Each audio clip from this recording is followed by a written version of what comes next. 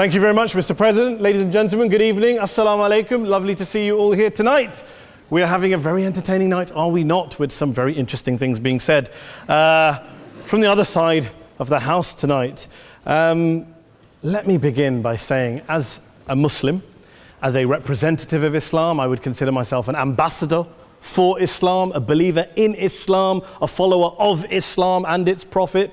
So in that capacity, let me begin by apologizing to Anne-Marie for the Bali bombings. I apologize for the role of my religion and me and my people, for the killing of Theo van Gogh, for 7/7. Yes, that was all of us. That was Islam, that was Muslims, that was the Quran. I mean, astonishing claims to make in the very first speech tonight, on a day like today, where the Conservative Prime Minister of the United Kingdom is having to come out and point out that these kind of views are anathema. And I believe you're trying to stand for the Labour Party to become an MP in Brighton. If you do, and you make these comments, I'm guessing you'll have the whip withdrawn from you, but then again, UKIP's on the rise, they'll take you, the BNP, they might have something to say about your views. This is what Mehdi Hasan always does. By the way, just on a factual point, since we heard a lot about the second speaker, about how backward we Muslims all are, on a factual point, you said that Islam was born in Saudi Arabia. Islam was born in 610 AD. Saudi Arabia was born in 1932 AD. So you were only 1,322 years off. Not bad? Not bad start there. Talking of maths, by the way, a man named Al-Khwarizmi was one of the greatest mathematicians of all time, a Muslim, worked in the golden age of Islam. He's the guy who came up with not just algebra, but algorithms. Without algorithms, you wouldn't have laptops. Without laptops, Daniel Johnson tonight wouldn't have been able to print out his speech in which he came to berate us Muslims for holding back the advance and intellectual achievements of the West, which all happened without any contribution from anyone else other than the Judeo-Christian people of Europe. In fact, Daniel David Levering, the author of the Pulitzer Prize-winning historian and author of The Golden Crucible, points out that there would be no Renaissance, there would be no Reformation in Europe without the role played by Ibn Sina and Ibn Rushd and some of the great Muslim theologians, philosophers, scientists in bringing Greek texts to Europe. As for this being our university, I will leave that to the imagination as to who is our and who is there. I studied here too. An astonishing set of speeches so far making this case tonight. A mixture of just cherry-picked quotes, facts and figures, self-serving, selective, a farrago of distortions, misrepresentations, misinterpretations, misquotations. Daniel talked about my article in the New Statesman, which got me a lot of flack, where I talked about the anti-Semitism that is prevalent in some parts of the Muslim community, which indeed it is. Of course, I didn't say in that piece that it was caused by the religion of Islam. In fact, modern anti-Semitism in the Middle East was imported from, finish the sentence, Judeo-Christian Europe, where I believe some certainly bad things happened to the Jewish people. In fact, Tom Friedman, Jewish-American columnist in the New York Times, told me in this very chamber last week that he believed, had Muslims been running Europe in the 1940s, 6 million extra Jews would still be alive today. So I'm not going to take lessons in anti-Semitism from someone who's here to defend the Judeo-Christian values of a continent that murdered 6 million Jews. Moving swiftly on. Yes. Absolutely. Well, I'm about to make that point. No, I'm about to make that point. You're right. I agree with you 110%. That is my point. I don't think Europe is evil or bad. I'm a very proud European. I don't want to judge Europe on that basis, but if we're going to play this gutter game where we pull out the Bali bombing and we pull out examples of anti-Semitism in the Islamic community, then of course I'm going to come back and say, well, hold on. I mean, look, let's be very clear. Daniel here was a last-minute replacement for Douglas Murray, who had to pull out. And Douglas and I have a well-documented differences, but to be fair to Douglas, as to be fair to Anne-Marie and to Peter, atheists. Atheists see all religions as evil, violent, threatening. What the problem I have with Daniel's speech is that Daniel comes here to run this robust defense of Christianity, forgetting that his fellow Christians, people who said they were acting in the name of Jesus, gave us the Crusades, the Spanish Inquisition, the anti-Jewish pogroms, European colonialism in Africa and Asia, the Lord's Resistance Army in Uganda, not to mention countless arson and bomb attacks on abortion clinics in the United States of America to this very day. I would like a little bit of humility from Daniel first before he begins lecturing other communities and other faiths on violence, terror, and intolerance. But, no thank you. Some water. But I would say this, to address the gentleman's very valid point here, I'm not going to play that game. I don't actually believe that Christianity is a religion of violence and hate because of what the LRA does in Uganda or what Crusaders did to Jews and Muslims in Jerusalem when they took back the city in the 12th or 13th or whatever century it was. I believe that Christianity, like Islam, like pretty much every mainstream religion, is based on love and compassion and faith. I do follow a religion in which 113 out of the 114 chapters of the Quran begins by introducing the God of Islam as a God of mercy and compassion. I would not have it any other way. I don't follow a religion which introduces my God to me as a God of war, as some kind of Greek God of wrath, as a God of hate and injustice. Not at all. As Adam pointed out, you go through the Quran and you see the mercy and the love and the justice. And yes, you have verses that refer to warfare and violence. Of course it does. This is not a motion about pacifism. I'm not here to argue that Islam is a pacifistic faith. It is not. Islam allows military action, violence in certain limited contexts. And yes, a minority of Muslims do take it out of that context. But is it religious? We talked about Woolwich. Daniel and Anne-Marie have suggested that it's definitely religion that's behind all of this. Well, actually, what I find so amusing tonight is we're having a debate about Islam. And the opposition tonight have come forward. We have a graduate in law, a graduate in modern history, a graduate in chemistry.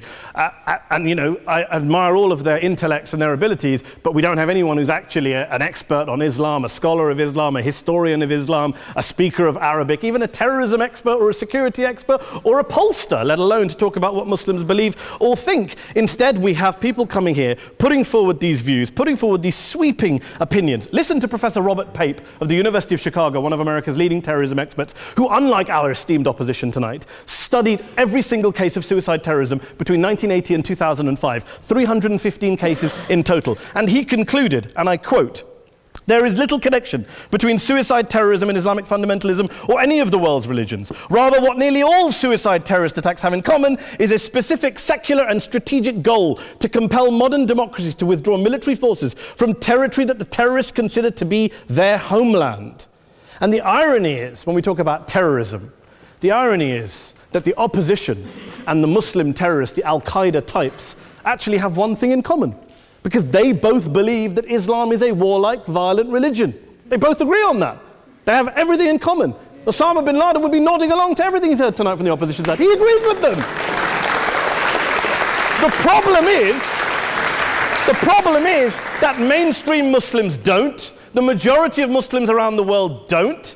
In fact, a gentleman here started quoting all sorts of polls. Gallup carried out the biggest poll of Muslims around the world, of 50,000 Muslims in 35 countries. 93% of Muslims rejected 9/11 and suicide attacks. And of the 7% who didn't, they all, when polled and focus grouped, cited political reasons for their support for violence, not religious reasons. And as for Islamic scholars and what they say, well, Daniel talks about our University of Oxford. We'll go down to Oxford's Centre for Islamic Studies, get hold of a man named Sheikh Afifi al-Akiti, who is a massively well-credentialed and well-respected Islamic scholar who has studied across the world, who in the days after 7/7 published a fatwa denouncing terrorism in the name of Islam, calling for the protection of all non-combatants at all times, and describing suicide bombings as an innovation with no basis in Islamic law. Go and listen to Sheikh Tahir al-Qadri, one of Pakistan's most famous Islamic scholars, who published a 600-page fatwa condemning the killing of all innocents and all suicide bombings unconditionally without any ifs or buts.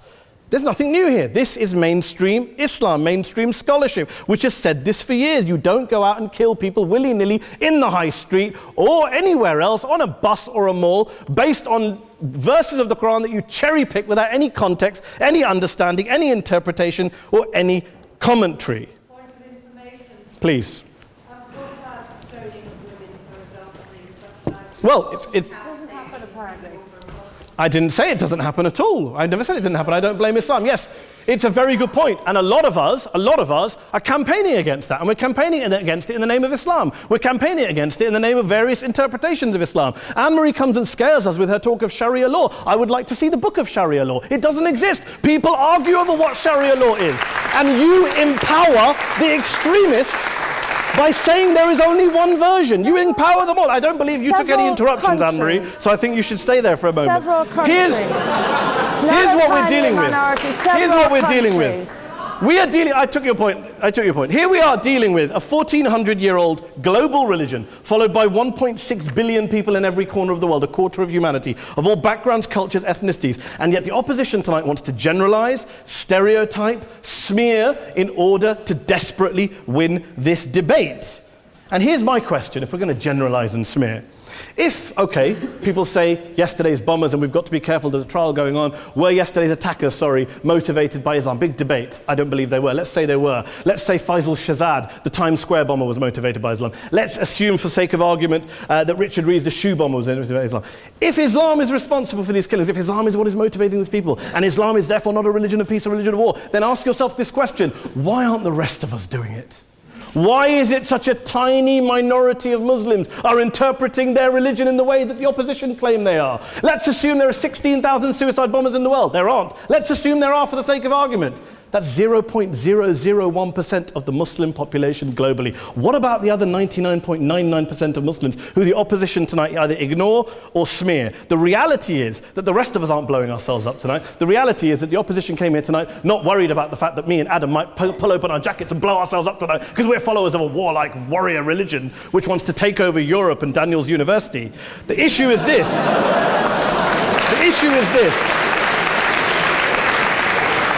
Unless the opposition can tell us tonight, and Peter Atkins is here, one of our great atheist intellectuals, can tell us tonight, can answer this question tonight: why don't the vast majority of Muslims around the world behave as violently and aggressively as a tiny minority of politically motivated extremists? Then they might as well give up and stop pretending they have anything relevant to say about Islam or Muslims as a whole. Ladies and gentlemen, let me just say this to you. Think about what the opposite of this motion is.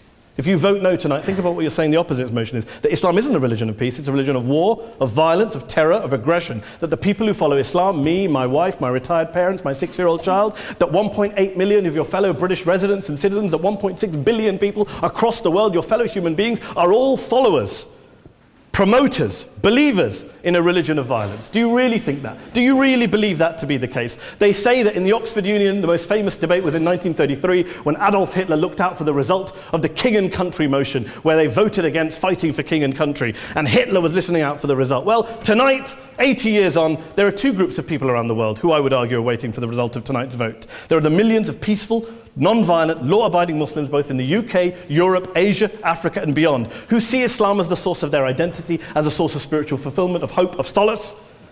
And there are the phobes, the haters, the bigots out there who want to push the clash of civilizations, who want to divide all of us into them and us and ours and their.